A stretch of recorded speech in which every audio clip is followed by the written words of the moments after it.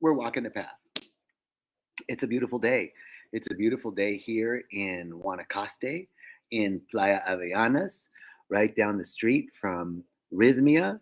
Hello, good to see you all. Thank you for joining. Welcome, welcome. Come on in, have a seat, make yourself comfortable. Let's talk. We got let's talk. Before we talk, I want to share with you a little bit. Every week I get the privilege of coming and sharing with you. What's up, dude? Aloha. Great to see you all. Thank you, Billy. Great to see you. Welcome. Every week I get to share this with you. And every week I want to remind you of what's going on at Rhythmia. Every week it's an amazing transformation. I get to watch it every week, and I'm understanding something more about it than I ever did before. And this is an insight that I had regarding what happens at Rhythmia. What happens? Petra, hello, how are you? Let's talk. You want to talk? Petra just said, here, I'll share this with you guys. Petra just goes, let's talk. It's coffee talk. We're going to talk now. So, okay. Here's one of the things that we say at Rhythmia that happens all the time, right? We merge with our soul and we see some aspect of ourselves that we haven't wanted to see. We bring something to the light. In seeing that, we merge with our soul. We come back to a state of wholeness. And then from there, we can forgive and we can heal our hearts. This is the miracle of Rhythmia. So why do we have to experience? This is my question. Why do we have to experience the stuff that we want to get rid of again, right? Because one of the things, hey, Lisa and Max, welcome. Amanda, what's up? I love seeing all these people joining. Hello, good to see you guys. Why do I have to relive the thing that I want to get rid of, right? If anger's my thing and I do the medicine and hi, Karen, I do the medicine. Nikki, what's up? I'm sorry, I'm seeing everybody. I'm like, hey, hi, how you doing? We got the Facebook and Facebook and YouTube world over here. We got the Instagram world over here. We're on all the worlds. So we talk a lot about feeling. We have to feel. What are you feeling? How are you feeling? Get out of your head and into your heart. Why? Why is the feeling important? Why is the feeling the healing? So we talk about this split at Rhythmia, and what happens is two things happen simultaneously. Something happened to all of us when we were little. It could be over a glass of orange juice. It could be over a bowl of tomato soup. It could be I was abandoned. It could be I was molested. It could be my sister said something mean to me when I was little. It doesn't matter. Why doesn't it matter? It doesn't matter because, it doesn't matter because trauma isn't what happened. Trauma is the story that we tell ourselves about what happened. And so why do I have to feel it if I want to get rid of it? Why do I have to feel it if I want to heal it? Because what happens when that trauma occurs, we're whole and complete. We're a little happy, you and me. And then something happens and I feel unsafe. I feel unloved. I feel unworthy. And I don't ever want to feel that way again. So the first thing that happens is whatever I was feeling to feel unloved, unsafe, and unworthy, I suppress. I push down. And the next thing that happens is I project out who I think I need to be so I don't ever feel that way. Who do I need to be so I feel loved, so I feel safe, so I feel part like I belong and I feel enough? Well, I've got to be perfect. I've got to be the one who does it all right. I've got to be the one who doesn't make a mistake. I've got to be the hero. I've got to be the smart one. I've got to be the responsible one. I've got whatever it is we think we need to be in order to not ever feel like we don't belong, we're not safe, we're not loved, and we're not enough, right? So why do I have to re-experience feeling not enough, feeling unsafe in order to heal that? Because we've been suppressing it for so long, because we've been pushing it down for so long. Linda, Young, Thomas, what's up? This little light, what's up? Good to see you guys. Why do I have to relive it? Why do I have to feel it in order to heal it? Because I haven't been feeling it. That's the point. I haven't been feeling it. And so I've got to feel it. And that's all we have to do is feel it, observe it, and it heals. A couple of things to remember. It won't always be this way. So often in my life, when I'm going through something, I think even though I know things change, it won't always be this way. For some reason, when I'm in the middle of it, it doesn't feel like it's ever going to change. And so that's the other piece to remember. It's not always going to be this way. It really, really, really won't. Things will change. My opinion will change. My view will change. My feeling will change. I won't always feel this way. So remembering those things. This is what happens at Rhythmia every week. In a week, we're healing and feeling the things that we have been suppressing for so long, bringing them to the light in just that container. Something miraculous happens. We return to a state of wholeness, and we begin to express ourselves in a way that is meaningful in the world, where we're actually living our purpose. That's the point. So that's a little bit about Rhythmia. Our topic today, nothing is wrong, kind of fits right in with what we were talking about. Nothing is wrong. How is it that we can say nothing is wrong? Because we could look at the world and say there's a bunch of shit going wrong right now, right? The political system in the United States, Canada's got a bunch of stuff wrong. Ukraine, Russia, Europe, right? China, wrong. The Latin American summit is going on right now. Cuba's wrong. Nicaragua's wrong. Venezuela's wrong. Whatever. Everything's wrong. Everything in the world is telling us something's wrong. And I'm going to sit here and tell you nothing's wrong. And you're going to say, bullshit. I can see all this stuff that's wrong. Okay, so how do we embody this principle that nothing is wrong? Nothing is wrong. Why? The universal principle is that everything is working together for good, right? Amanda says, I'm going to put this up, Amanda. Amanda goes, I'm fine. It's fine. I'm fine. Everything is fine, right? That's what we call spiritual bypass, right? Like, everything's fine. We don't want to bypass shit. Thank you, Amanda, for that. We don't want to bypass stuff, right? We want to feel it. We want to experience it without getting hooked by it. And fundamentally, when we're in the activity that something's wrong, it's an outward projection. That's wrong over there. Something is wrong over there. They're wrong. That nation is wrong. That political system is wrong. That person is wrong. My boss is wrong. My sister is wrong. Someone's over there that's wrong, which is actually a fundamental belief in ourselves that we're wrong. It's a projection, right? So walking the path that nothing is wrong is a simple statement to say, in the very simple terms, that whatever I'm feeling, whatever I'm experiencing is for me. Ultimately, it's happening for me. So, in the only way that I can unwind this habitual pattern that something is wrong, the only way that I can unwind a habitual way of believing and thinking that there's something wrong is primarily the process of acceptance. We must accept what is so. We must accept the present moment, that this moment is everything, is as full as can be. It's brimming with potential and possibility. Nothing is wrong in this moment. But I'm feeling wrong. I shouldn't be feeling this way. I shouldn't be thinking this way. I should be more spiritually advanced. I shouldn't be feeling sorry for myself. I should be at a higher vibrational level. it should be, they should be. Great. Well, we're not. I mean, let's just face facts. We want to just keep shit real simple. I'm feeling what I'm feeling. My dogs are in the background, and I'm going to say there's nothing wrong with the dogs barking. I knew that when I was going to do this Facebook Live from in my house, I was like, well, the dogs will probably bark, and I'm going to say there's nothing wrong, right? Like, that's it. So fundamentally, so something happens, experience happens, and I have a reaction to it. I immediately blame the experience or something there, and I simultaneously blame myself for feeling my reaction to it, right? The peace, the biggest sense of peace and well-being that can come is from a deep-seated belief and approach to life that whatever I'm feeling is okay.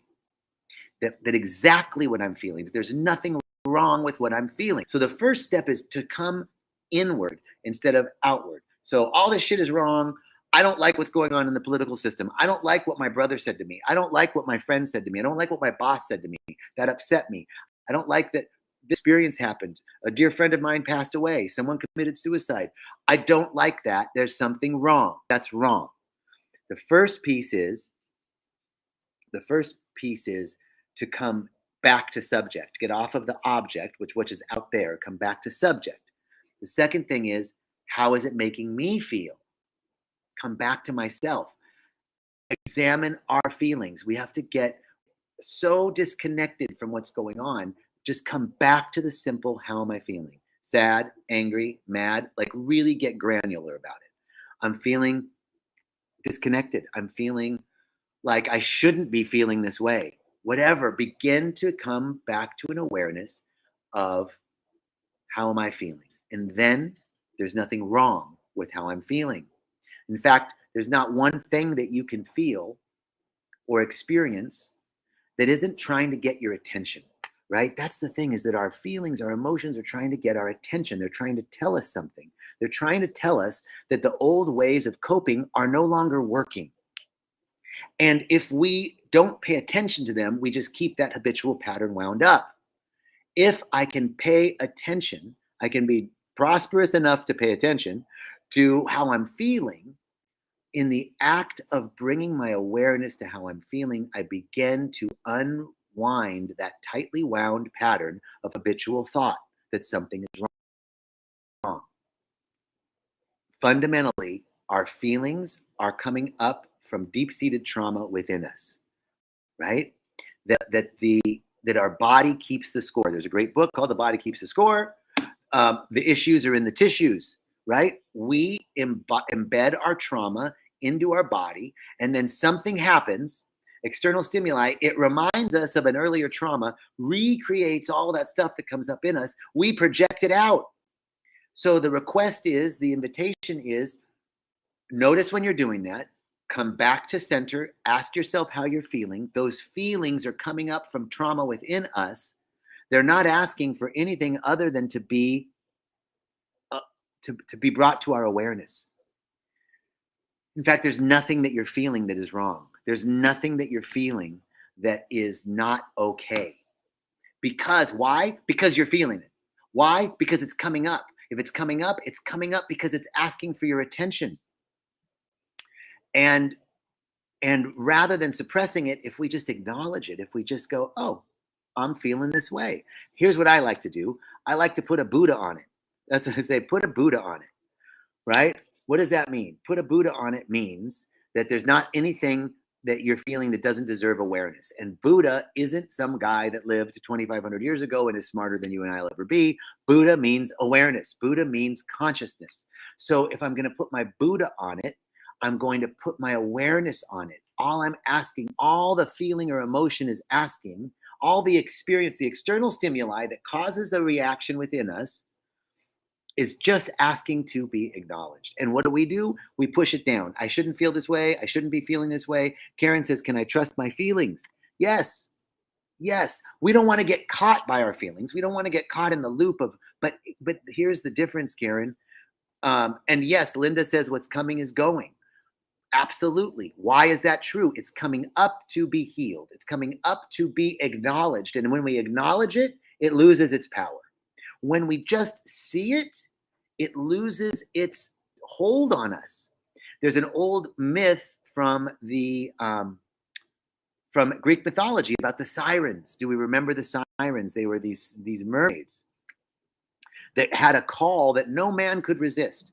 Their song, no man could resist, and the sailors and seamen, would crash their boats on the shore. They would jump into the sea and drown because they couldn't resist the call of the sirens. But the Greek myth said that if any man could resist the call of the sirens, they would lose their power. Isn't this us? Isn't this myth the myth of us? That we all have these things that call us off course. Something happens and we feel some emotion and it calls us off course. We get caught in the spin. Karen's saying, can I trust my feelings? I can't trust them to lead me down to the sirens. What I can trust is that they're trying to tell me something. And I won't get the message of what they're trying to tell me unless I pay attention, unless I can bring them to my awareness. And in the observation of them, they begin to lose their power. In the observation of them, they begin to lose their call. Patricia says, how long should I give my feelings power for? So, like I said, we don't want to pitch a tent in our feelings, right? We don't want to build a condo in this feeling of not enoughness. In the act of observation, what happens is we separate a little bit. There's a little bit of distance. When I'm fused with my feelings, right? I'm feeling this and I'm not even aware that I'm feeling it. So that's when we get caught. When you're asking how long should I give my feelings power? Well, if I'm just fused with it, I'm not even aware that I'm giving him power. The minute I can bring my awareness to it and go, oh, I'm feeling sad right now. Now I am feeling sad. That is an immediate separation that there's this thing called you, this seat of observation that's inside of you is observing the feeling. You are not your body. You are not your feelings. You're not your mind. You're not your thoughts. You're not emotions. How do I know that? Because I've seen myself in the mirror today, and I remember seeing myself in the mirror when I was 20, and I remember seeing myself in the mirror when Jeff, bye. Great to see you guys. I remember seeing myself in the mirror when I was 10. So I remember seeing myself in the mirror when I was 10, when I was 20, when I was 30, when I was 40, when I was 50. I look completely different than I did at 10 or at 20 or at 30. But that's still me. What is that? What is that that's looking out at the mirror? That's the part of me that's eternal. That's the part of me that's observing. That's the part of me that separates from my experience or emotion when I bring my awareness to it and say, I'm feeling sad. I'm feeling lonely. I'm feeling tired. I'm feeling like I shouldn't be feeling this way. I'm feeling like I've just stepped 5 steps back and I've not even taken 1 step forward. Whatever it is that we're feeling, we can just bring our awareness to it. And in that acknowledgement of the awareness, we separate out a little bit, just a little bit of space from our emotions. And this is where they begin to unwind. The first step is to bring our awareness to it. The second step is to bring our acceptance to it. Nothing is wrong. There's not one thing wrong with how you're feeling. There's not one thing wrong. You're feeling it because it's trying to get your attention. If we keep suppressing it, we get caught in that cycle again. It just winds it up tightly. By acknowledging it and stepping into just breathing. Okay, this is how I'm feeling. It's okay. This is how I'm feeling, and it's okay. How long should I give my feelings power for? Until they don't have power. Until the charge is gone. Until I'm not feeling that way. It's okay. Like, it's just okay. Nothing is wrong. I'm all right. The feelings that I'm feeling are coming up for me. They're coming up to teach me something. What can I learn from them? Show me. The prayer then becomes show me. I can't see what this sadness is trying to teach me right now, but show me. And the more I can just be okay with it, I'm feeling sad right now. It's okay. It begins to unwind. It begins to become less charged. Boy, we've got some beautiful comments coming up here. Deborah says, fuse and like clouds, they pass. I don't attach my feelings to thought. I love it. You are not your mind. You're not your thoughts. You're not your feelings. I see the same me in the soul's mirror. Beautiful, beautiful, beautiful. Lisa, thank you. Karen says, sometimes I don't recognize myself, right? Like, who is that? Who is that? Obviously, I'm not my body, because who am I observing? That seat of observation. The power of this comment, Karen, is that we are infinitely more powerful. We're infinitely more powerful than any of the ephemeral experiences that we're having. And when I can say, I'm observing that, I feel this way, I'm acknowledging that there's a seat of consciousness from which I am observing these external stimuli. And that seat of consciousness is the part of me that's eternal, that's never been hurt, that's never been harmed, that's never been sick, that will never die, and was never born. That's the part of me that's infinitely powerful. That's the part of me that's infinitely connected. And I'm never not connected to that. But our feelings and our emotions and our thoughts about something being wrong makes us feel like we're separate from it. The thing we want to be separate from is the emotion. The thing we want to connect to is the truth of our being, eternal. So, Donna says, when I over-identify with my feelings, I get into trouble. This is being fused with your feelings, Donna. That's perfect. I'm so glad you said that. When I over-identify, that means I am my feelings. But when you say I am feeling this way, you're acknowledging a separation. You're acknowledging that you're not your feelings, that there is an I am, and the I am is observing that this feeling is occurring. And there's nothing wrong with it. The next question is not to get fused with that feeling, not to get into trouble with it, but then to ask it what its role is. What is that feeling coming up for? What is it trying to teach me? Typically, it's trying to protect us, right? Typically, we can just look at that and say, it's trying to protect us. Thank you. But that program is no longer valid. I can just breathe. Let's see here. I feel like I'm not happy. I feel lost and sad, and I can't do it. Nana, thank you so much. Beautiful. So, are those familiar feelings? Probably so. Feel that way a lot. Here's the thing. You don't always feel that way. And we don't want to get caught in that loop. But by you acknowledging, Nana, I feel unhappy and lost, and I feel sad, and I feel like I can't do it. Okay. Guess what?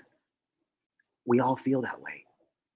In fact, right now on the planet of almost 8 billion people, there's probably 1 million to 2 million people right now feeling unhappy, lost, and sad, and that they can't do it.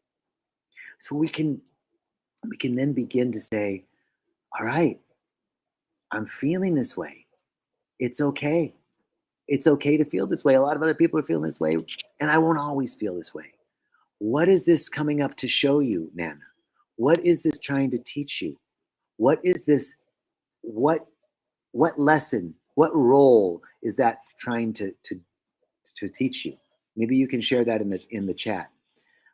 Missy says, sometimes I allow past hurt feelings to keep me held back.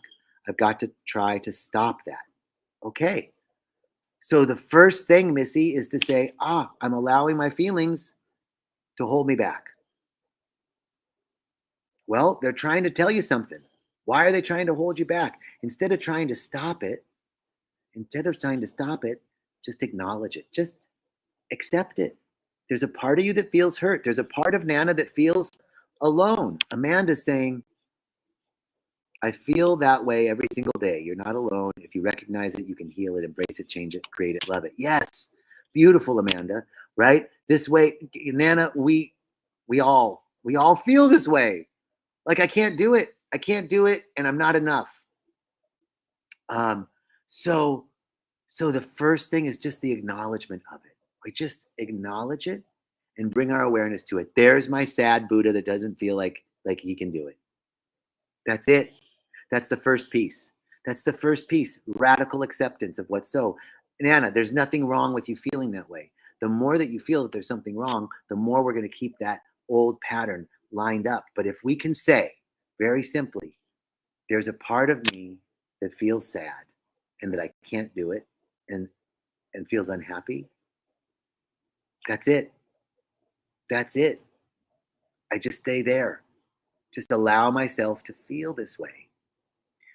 Bring my awareness to it. I'm putting my Buddha on it. There's my sad Buddha that can't do it. Okay.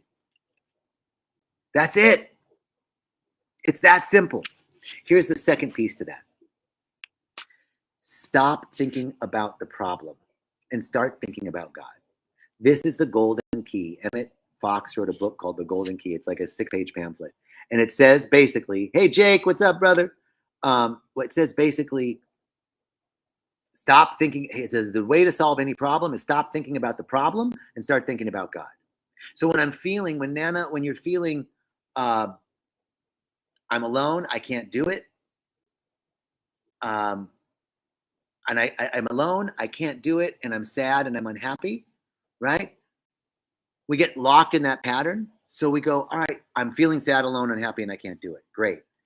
That's how I'm feeling. There's nothing wrong with that. Now I'm just going to turn away like the flower turns towards the sun. I'm going to turn away. I'm not denying that feeling. I'm not bypassing it. I'm turning towards a truth that God is all there is, that everything is working together for good. Not that everything's good, but everything's working together for good. I know and I can see, and every time in my life when I felt this way, it's been the moment of big transformation. I know and can feel that that these moments in my life don't always last. I know, so we start to know, we start to think, whatever it is for you, get some go-to affirmations. Everything always works out for me. The universe is a friendly place working on my behalf. The nature of the universe is abundant. I'm abundant. Whatever affirmation, whatever you need to do, stop thinking about the problem. Start anchoring yourself in God. God is love. God is peace. There's a peace beyond human understanding. I'm one with the source of all of life. Life is all around me. Life is living me. Life is beating my heart. There's an energy in that plant. It's the same energy in me. I'm one with all of life. Life is living me. All is well. Everything is unfolding in divine perfection.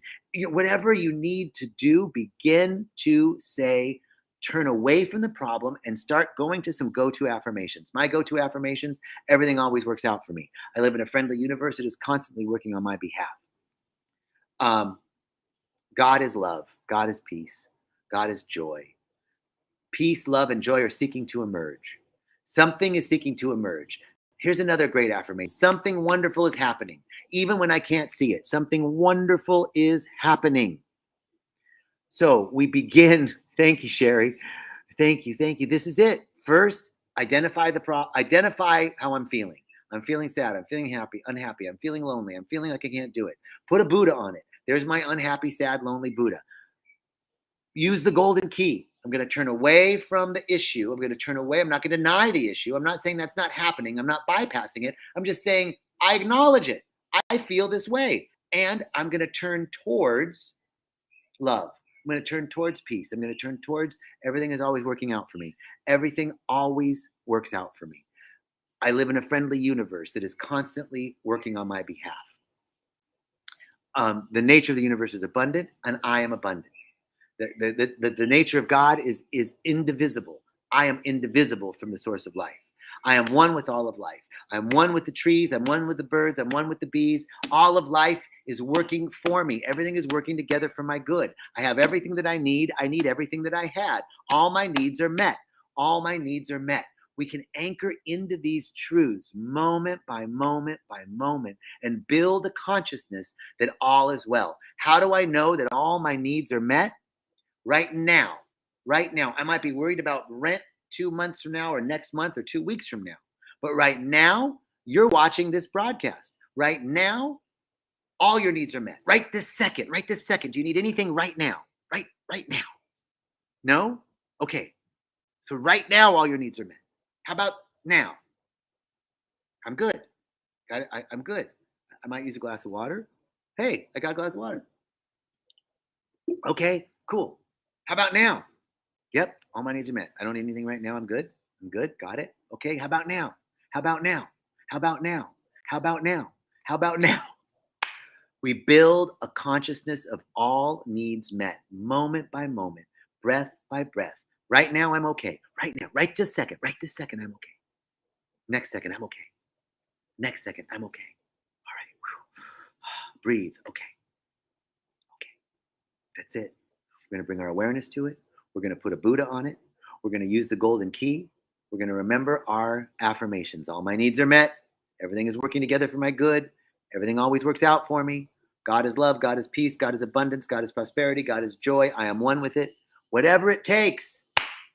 Nana says, let's see what Nana says. Thank you. I appreciate it. I was listening. I'm trying to reply to you, but by listening to you makes me feel different. I am here now listening. I am here for a reason. Thank you, Nana.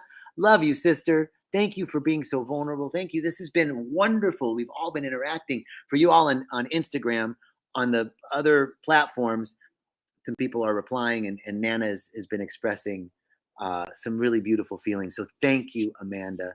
Thank you, Nana. Thank you, Stephanie. Thank you. Who else is on here? Thank you, Karen. Thank you, Deborah. Thank you, Sherry. Thank you, Patricia. Thank you, Missy. Thank you, thank you, thank you, thank you. Thank you over here to Jake. Thank you, Master Love. Thank you, Abai. Thank you, Judith. Thank you, Cindy. Thank you, Jeff. Thank you guys so much. Sally, thank you. Namaste. Thank you, Billy. Thank you, thank you, thank you, thank you. So that is our walking the path for today. I need to hear that too. Thank you, Spirit. Thank you, Life. Thank you, Beauty. So I'm just speaking this word for Nana and for every one of us right now. I've been working with my clients this morning. Some are suffering from loss. Others are getting ready to transition. So there's so much going on in this world right now. And in the midst of it all, I can anchor into a deep sense of gratitude. I'm grateful for everything that's happening. I'm grateful that my dear friend is working on a transitioning, that she's working on leaving this mortal body. I'm grateful that my other dear friend reached out to me this morning to talk about her boyfriend who overdosed. I'm grateful for my clients that reached out to me this morning that are going through it, that are feeling so deeply the pain and suffering of their children and having a hard time. But I can say this truth that I'm grateful for it all because it is all revealing more good, more God, more love, more beauty, more joy, more abundance, more prosperity, more harmony, more peace, more excellence, more creativity, more beauty. For I know this is the nature of God, that anything unlike this isn't God. Anything unlike pure, unconditional love isn't God. So anything unlike that isn't God. So I'm recognizing God. I'm recognizing this source of life and love and beauty.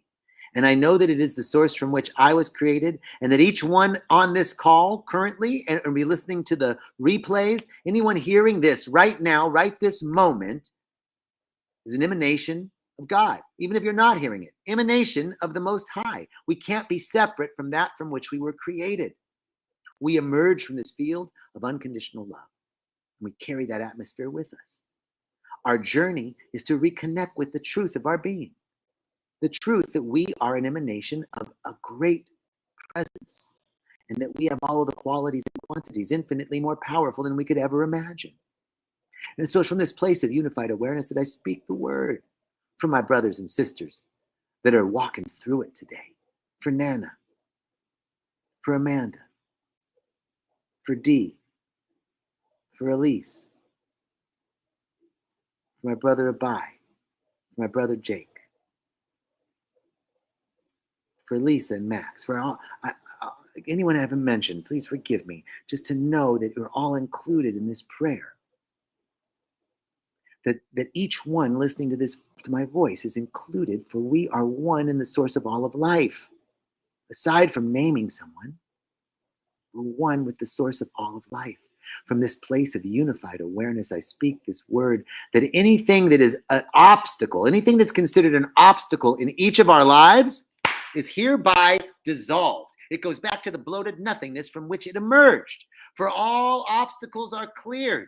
Our seemingly impossible good has come to pass. Our seemingly impossible joy, our seemingly impossible happiness, our seemingly impossible abundance, our seemingly impossible health, our seemingly impossible vitality, our seemingly impossible good has come to pass. Now is the time. Today is the day. Right now, right this moment, all of it is happening now. Now is the time. We open up to receive. We accept. We accept. We accept. We raise our cup of acceptance high to receive the blessing that is always, always, always being given to us. Are we gracious enough to receive it? Yes, I say yes, we are. We open up now to receive all the love, all the beauty, to know that everything is working together for our good, that all of our needs are met. All of our needs are met. Everything is working together to bring us closer to a deeper realization of our ultimate oneness with the source of all of life. And if life is for us, what can be against? If God is for us, what can be against? If the energy of love and beauty and intelligence is for us, what is against us? We open now to receive it. We open now to know this truth, that all obstacles are cleared, that everything that is rightfully ours, everything is rightfully ours, comes to us now with ease and grace in a magical way. Magical way. We join together now and declare that we have faith in the integrity of the magic making universe. It's made magic for us before. We felt the magic before, haven't we? Yes, we have. So we have faith in the magic making universe. We have faith in the integrity of the magic making universe. Everything is working together for our good. I feel it now. I feel it. I know that all of our needs are met. I feel it. I feel it. I know that all is well. I feel it. I feel it. I know all obstacles are cleared. I feel it. I feel it. I know that everything comes to us with ease and grace in a magical way. I feel it. I feel it. Feel it with me as we join in this prayer field. Woo! I'm saying this word knowing that it's the truth, knowing that the truth has been spoken here. And when the truth is spoken, the truth sets us free. And so it is. And so it is. Thank you all. Thank you all. Sending you much love, sending you much joy, sending you much beauty.